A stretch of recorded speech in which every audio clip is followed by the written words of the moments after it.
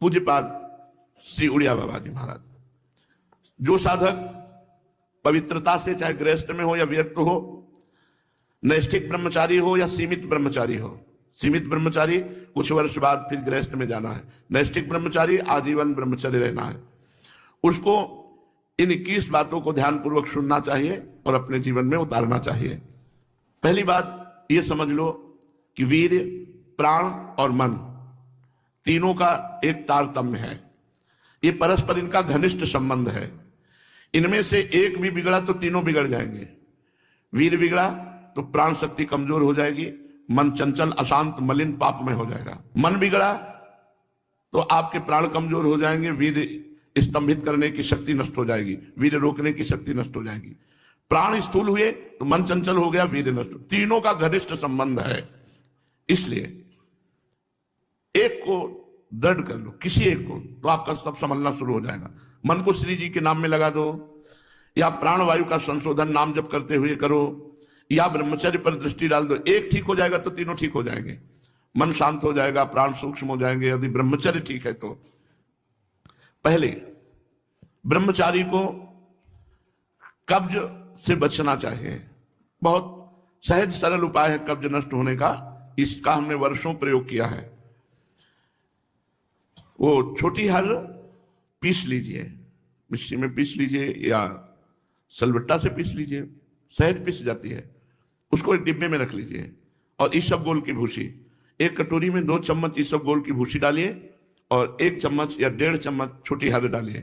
दोनों को मिला दीजिए और पाउडर ऐसे थोड़ा मुंह में डालिए और दूध से ऐसे ऐसे करके फिर लीजिए, फिर डाल लीजिए। 2 बार में, 3 बार में, 1 बार में, जितने में आप आ जाए। और 250 ग्राम दूध, ज्यादा दूध नहीं, 250-300 ग्राम दूध ले लीजिए और इसको 1 हफ्ता लेते रहिए। अपने आप आंतों को सही करके कब्जियत नहीं होने पाएगी। मल अवरुद्ध होना ही ब्रह्मचर्य के स्तंभित करने में बहुत परेशानी हो जाएगी, क्योंकि वो गर्म और बहुत विकार युक्त होता है।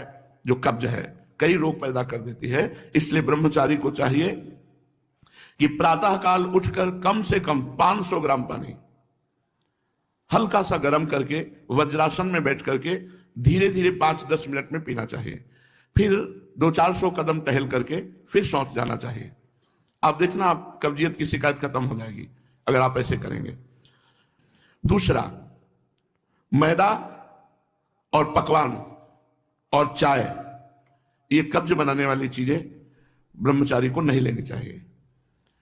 जब तक 50 की आयु ना हो जाए तो चाय पीना ही नहीं चाहिए। चाय की जरूरत ही नहीं है। 50 के बाद ठीक है, 50 वर्ष की आयु हो गई, अब उसके बाद थोड़ा शरीर गर्म करने के लिए लेने लगी, कोई बात नहीं। लेकिन जवान साधक को चाय आदि की जरूरत नहीं है बेमतलब में। कुछ साधक काफी, और ये सब चीजें उनकी हैं जो बहुत ऑफिस में काम कर रहे हैं, जग रहे हैं, थोड़ी चाय ले ली, फिर गर्म हो गए, फिर सेवा में लग गए। साधक को नहीं लेना चाहिए। ब्रह्मचारी को चाय, कॉफी, ये चीजें, कोई भी व्यसन नहीं लेना चाहिए। तीसरा, अत्यंत आवश्यक हो तो किसी को छुओ, नहीं छुओ मत। रोगी को छूने के लिए कोई परहेज नहीं है। मान लो कोई रोगी है, आप सेवा में लगे हो, तो उस समय कोई परहेज नहीं, पूरे बिल्कुल प्यार से उसकी सेवा करो। कहीं कोई तुम्हारा नुकसान नहीं होगा, क्योंकि भगवत भाव से सेवा कर रहे हो। आपने किसी को छुआ तो परेशानी हो जाएगी। इसीलिए बच के भगवत मार्ग में चलना है, तो बच के। अब वो कैसी पवित्रता से है, कैसे विचार वाला है, कैसे आचरण करता है, उसके सारे परमाणु शरीर में, आप टच करेंगे वो परमाणु आप में आ जाएंगे, बच के। चौथा, किसी से अश्लील बातें मत करो। ब्रह्मचर्य रहना है तो गंदी बातें, भोग संबंधी बातें, अश्लील बातें ना करें।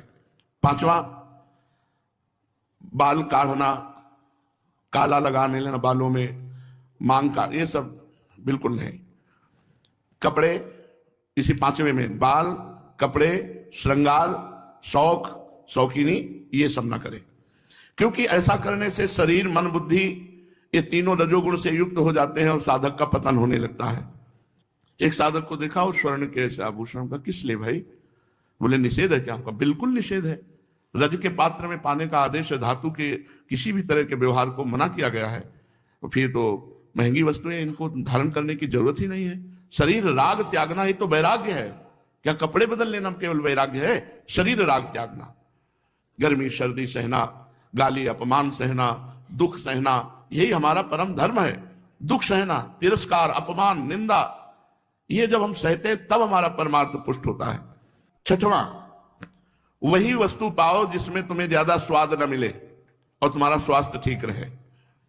तुम्हारा शरीर बलयुक्त हो, सात्विक भोजन हो और स्वाद रहित भोजन हो।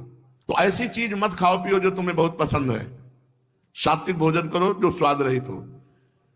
सातवां, इत्र, फुलेल, सुगंधित द्रव्यों का लेपन बिल्कुल निषेध है ब्रह्मचारी के लिए। सुगंधित द्रव्य लगाना, इत्र फुलेल लगाना, ये बिल्कुल निषेध है, नहीं लगाना चाहिए। आठवां, प्रतिदिन नियमानुसार व्यायाम करें। व्यायाम बहुत बार साधकों से कहते करो। देखो, एक मोटरसाइकिल भी सुबह जब स्टार्ट की जाती है, बहुत जोर से स्टार्ट की जाती है, खड़े खड़े उसको बहुत, वो एकदम गर्म हो गई, चल दी। तो ऐसे बहुत जोर से आधा घंटा स्टार्ट हो, दंड बैठक मारे, पसीना पसीना हो गए, सर के बल खड़े हुए, और भी आसन, प्राणायाम, व्यायाम, अगर ये करोगे व्यायाम तो ब्रह्मचर्य बहुत पुष्ट। जवान को जवान 100-500 दंड मारी, 100-500 बैठक मारी, तब समझ में आता है हाँ ब्रह्मचारी, समझ में आवे कि ब्रह्मचारी। व्यायाम करो, प्राणायाम करो, करो, मानो हमारी बात। हर साधक को, चाहे गृहस्थ साधक को, चाहे व्यक्ति, व्यायाम तो करना ही चाहिए। बहुत बड़ी औषधि व्यायाम है। प्रतिदिन नियमानुसार व्यायाम करो और भोजन उतना पाओ जितना आराम से पच जाए। 9वां, अच्छी तरह चबा चबा करके भोजन करो। कोई कोई तो ऐसे भोजन करते हैं, कवल गया वो अंदर गया। भगवान अंदर कोई मशीन कटिया काटने की थोड़ी लगी, आते हैं 32 दांत भगवान ने इसलिए दिए कि 32 बार एक कवल को चबाओ, एकदम महीन लुगदी करके। 2 रोटी भी अगर ऐसे पाओगे तो बहुत बड़ा असर करेंगे, वो आपका पौष्टिकता बढ़ाएंगे। अरे जल्दी जल्दी जल्दी जल्दी, शास्त्र कहता है थोड़ा आहार करो लेकिन खूब चबा चबा करके आहार करो। और दांत सफाई रखनी चाहिए। पाचन शक्ति पर बहुत प्रभाव पड़ता है जब आप चबा के नहीं पाते हैं। कुछ दिन बाद आपका लीवर गड़बड़ हो जाएगा। आप चबा चबा के पाइए, थोड़ा पाइए, अधिक समय लगाइए। 40 मिनट में पाइए, 1 घंटे में पाइए, लेकिन चबा चबा करके पाइए। अगर हमारा भोजन चबा के जाएगा तो बहुत जल्दी पच जाएगा और वो स्वास्थ्यवर्धक होगा। थोड़ा अन्न भी बहुत शक्ति प्रदान करेगा। 10वां, 3 बार स्नान करना चाहिए ब्रह्मचारी साधक को। 3 बार ना हो सके तो 2 बार तो करना ही चाहिए। हमें लगता है 2 बार तो प्राय सब लोग करते हैं, क्योंकि प्रातः स्नान और शाम के जब वाणी पाठ में आते हैं तो सब स्नान तिलक करके आते हैं।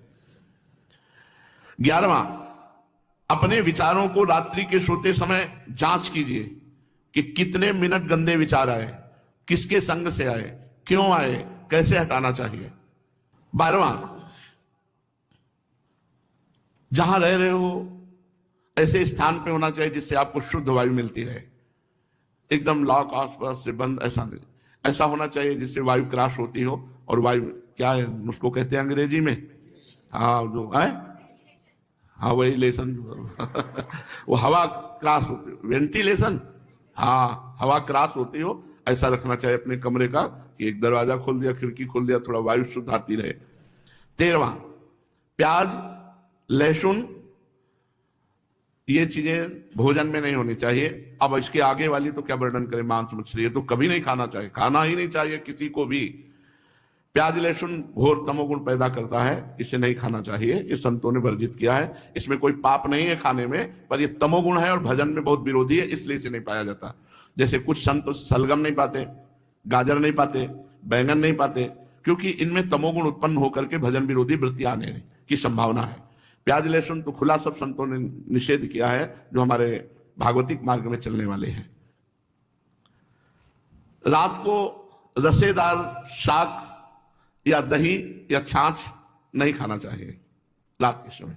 ब्रह्मचर्य पालन करने वाले को इमली नहीं खानी चाहिए, किसी भी तरह की खटाई नहीं खानी चाहिए, अधिक तेल का प्रयोग नहीं होना चाहिए, लाल मिर्च नहीं होनी चाहिए, कोई भी गरम मसाला नहीं होना चाहिए। अरे बहुत बड़ा व्रत है ब्रह्मचर्य।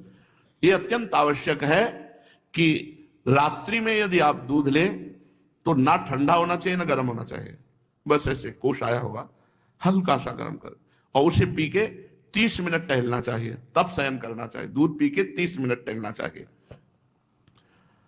14वां, दोपहर के समय भोजन के बाद चाहे 15 मिनट ही विश्राम करना चाहिए।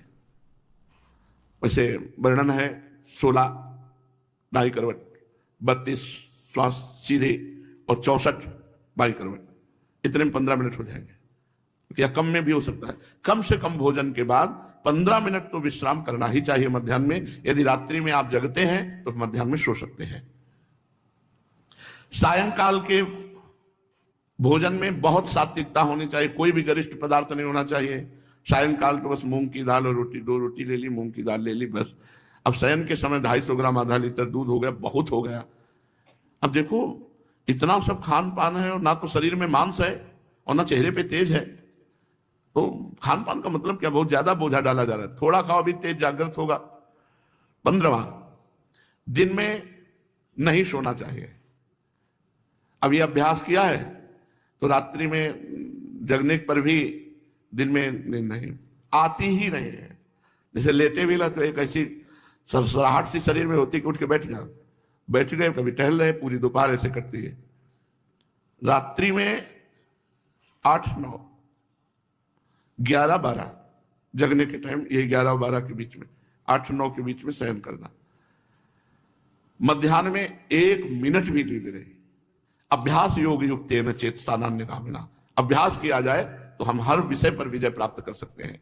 तो रात्रि में जो बहुत जगते हैं, मान लो सेवाएं हैं, पूरा का पूरा श्री जी का श्रृंगार करते हैं बच्चे, जो साधक संतजन, उनके लिए है कि आप 3 घंटे सो सकते हैं। रात्रि में बिल्कुल शयन नहीं हुआ तो दिन में आप आराम कर सकते हैं, सो सकते हैं। और जिनको रात्रि में 4 घंटे सोने को मिला, 5 घंटे, वो 15 मिनट विश्राम करके बस बैठ जाओ, इतना भोजन पाओ, 15 मिनट विश्राम किया, 16 श्वासें दाहिनी करवट, 32 श्वासें शवासन में सीधे और 64 श्वासें बाएं करवट में, इतने में आपका शास्त्रीय सिद्धांत से विश्राम मध्याह्न का हो जाएगा। 16वां, भोजन के पहले लघु शंका कीजिए, अच्छे से हाथ धोइए, पैर धोइए, हाथ धोइए, कुल्ला कीजिए, तब भोजन पाने जाइए। भोजन के तुरंत बाद लघु शंका कीजिए, इससे आपके शरीर में कभी गर्मी नहीं चढ़ेगी, पित्त नहीं बढ़ेगा, कब्ज नहीं बनेगी। और शयन करने के पहले लघु शंका करके फिर आप जाइए, जनेंद्रिय को शीतल जल से प्रक्षालित कीजिए। 17वां, 64 श्वासें बाएं करवट के बाद, अगर आपको रात्रि में सोना है तो फिर दाईं करवट में तुरंत हो जाइए।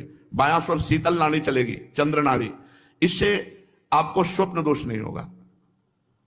आप देख लीजिए ऐसा करके, 16 श्वासें दाईं करवट, 32 शवासन, 64 बाईं, और अब सोना है आपको तो तुरंत फिर दाईं करवट हो जाइए और दाईं करवट सोने का अभ्यास कीजिए।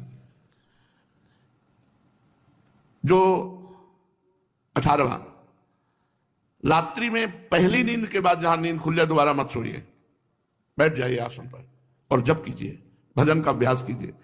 ये जीवन भर रही है वाणी हमारे साथ, तो यही अभ्यास पूज्य पादुड़िया बाबा की आज्ञा से, यही अभ्यास आज भी यही अभ्यास भगवत कृपा से है। तो इसीलिए 11 से 12 का, जितने में नींद खुली, बस जहां घड़ी पे दृष्टि पड़ी 11 के ऊपर, तो बस फिर बैठ गए। बराबर तो बैठ नहीं सकते, घंटा 2 घंटा, तो फिर थोड़ा 4 कदम टहले, फिर बैठ गए। ये लड़ाई है, लड़ाई है, नींद से लड़ना, भोजन से लड़ना, काम क्रोध से लड़ना। भगवान के लिए हम इन सब सुखों का त्याग करते हैं जो लौकिक सुख है। रात्रि में निद्रा भंग हो जाने पर साधक को पुनः नहीं सोना चाहिए, नहीं तो स्वप्न दोष होने की संभावना है। साधक को चाहिए समाचार न सुने, टीवी न देखे, कोई सीरियल न देखे, अश्लील पुस्तकें न पढ़े, ये नहीं करना चाहिए, साधक को नहीं करना चाहिए। हमें सब कुछ भूलकर अपने प्रभु की याद में डूबना, चाहे गृहस्थ हो चाहे विरक्त हो। 20, किसी भी तरह का मनोरंजन न करें। कई प्रकार के सांसारिक खेल हैं, उन मनोरंजन न करें। मनोरंजन करने से संसारिकता बढ़ती है, भजन की गंभीरता नष्ट हो जाती है। यदि आपको समय ऐसा है कि हमारे पास समय है 1 घंटा हम समय, तो आप कोई फुलवाड़ी लगा लीजिए, अगर जगह है उसको सींचिए, आप श्री जी के लिए जो वाटिका है उसकी सेवा कीजिए, सोनी लगा दीजिए, पोछा लगा दीजिए, दीवालों को साफ, मतलब किसी क्रिया में लग जाइए, मनोरंजन मत कीजिए। 21वां, किसी की निंदा मत कीजिए, किसी की समीक्षा मत कीजिए, ब्रह्मचारी है कि नहीं, और किसी भी सांसारिक उत्सव में सम्मिलित नहीं होना चाहिए। श्राद्ध है, पितृ तर्पण है, ब्याह है, पार्टी है, किसी भी तरह के इसमें नहीं, सम्मिलित नहीं होना चाहिए। हमें सम्मिलित होना है भगवत भक्तों की, जहां लीला कथा हो रही भगवान की, उस सभा में। हमें सांसारिक संबंधों की सभाओं में नहीं। लो बाबा निमंत्रण है, आप आ जाइए ब्याह में, किसी के भी ब्याह में सम्मिलित होना, पार्टी में सम्मिलित होना, मुंडन के उत्सव में सम्मिलित होना, पितृ तर्पण आदि के, श्राद्ध आदि के, किसी में भी नहीं। किसी भी ऐसे उत्सवों में सम्मिलित नहीं होना जिनका संबंध संसारिक क्रियाओं से है। ब्रह्मचारी उपासक को चाहिए कि बस केवल भगवत भक्तों की जहां मंडली है, भगवत चर्चा है, रसिक मंडली में या तन को नीके ढंग लगाओ, क्योंकि वहां आपकी वासनाएं नष्ट होंगी और भगवत आराधना होगी। पार्टियों में जाओगे, लोग ऐसे वैसे, रजोगुणी कपड़े, रजोगुणी भोजन, तुम्हारा बुद्धि चलायमान हो जाएगी। क्या हुआ? रसेंद्री का ही तो स्वाद है। अरे मारो, घाटी नीचे माटी, बस ऐसे 2 अंगुल जीभ का स्वाद है, यहां से गया खत्म, नरक। तुरंत उल्टी करो तो गंदा, और 6 घंटे रुक जाए तो गंदा ही गंदा। काहे को अपनी इंद्रियों को